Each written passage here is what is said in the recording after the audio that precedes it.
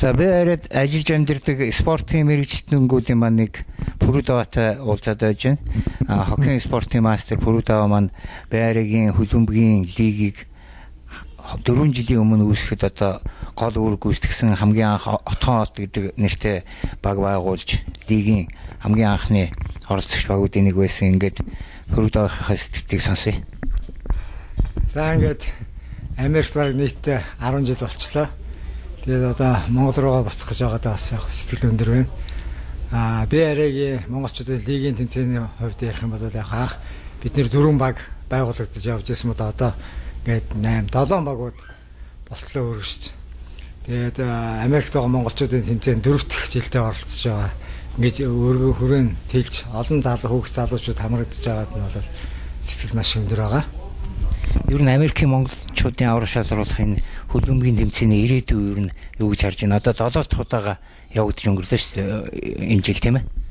Ер нь бид нар чинь анх удаа Дэнерд болсон тэмцээнд 4 жилийн өмнө оролцож байсан. Тэрнээс эргээд харж байхдаа хүрээгээ олон тэлж олон хотын багууд нэмэгдэж байгаа л да.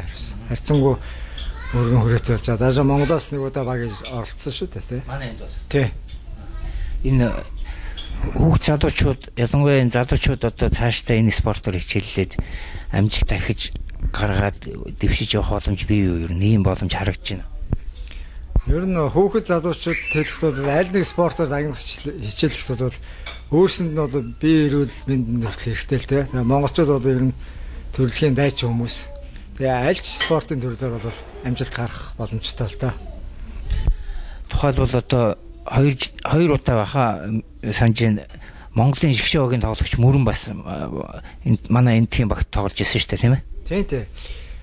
Манай Тимскал Редис багт тоглож 2 удаа авар болсон. Тэгээд одоо нэг коллежийн багт тоглож байгаа шүү дээ. Энэ бол зүгээр бас нэг жишээ байхгүй. Монгол хүн аль спортоор аль лигийн тэмцээнд оролж тоглож чаднаа.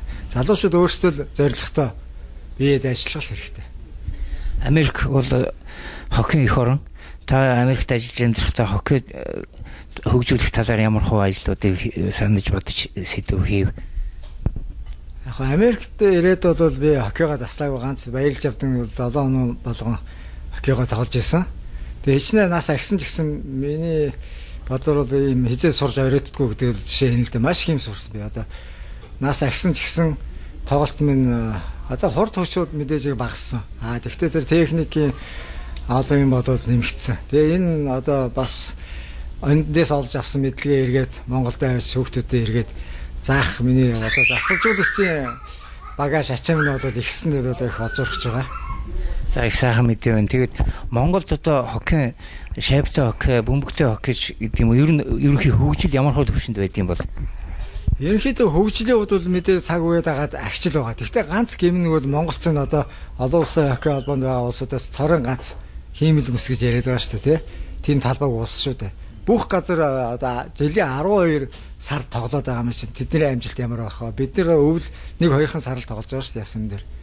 Тэр л ганц бид нарыг одоо доошо татж байгаа юм л да үнэндээ нууцгүй хэлэхэд. Та тэгээд төлөвлөсөн их олон төлөвлөгөө ажил байгаа бах. Очоод Монголдо очоод ингээд мэргэжлэрээ ажиллах юм байна. Ажлаа юунаас эхлэх вэ? Ямар төлөвлөгөөтэй байна? Энэ талаар тодорхойлох. Яг хоо Монголдо би Отхоо тэгээ клубтэй байсан л да. Тэр минь ч одоо байгаа лигийн 3-4 дахь удаагийн аварга авсан сая. Тэгээ одоо миний гол санаа бол ахаад жоохон ахаад 10 наснаас доош хүүхдүүдээс нэг баг бүрдүүлээ секц маркаар одоо бүр ажиллах санаатай байгаа. За ингээд Америкт 10 жил болж ажиллаж амьдарч энэ хугацаанд спортоо орхилгүй аль төрлөөр амжилттай хичээлж суралцж ингээд нэлээд мэдлэг туршлага задлага хөрөнгөлүүлсэн сайхан мэрэгчлэлтэн залуу маань эх орондоо буцаж байна. Ингээд очоод эх орондоо очоод спортын үйлсэд гарах одоо ажилд нэг амжилт хүсье. Сайн яваарай. За баярлалаа. Сайн суцгаараа.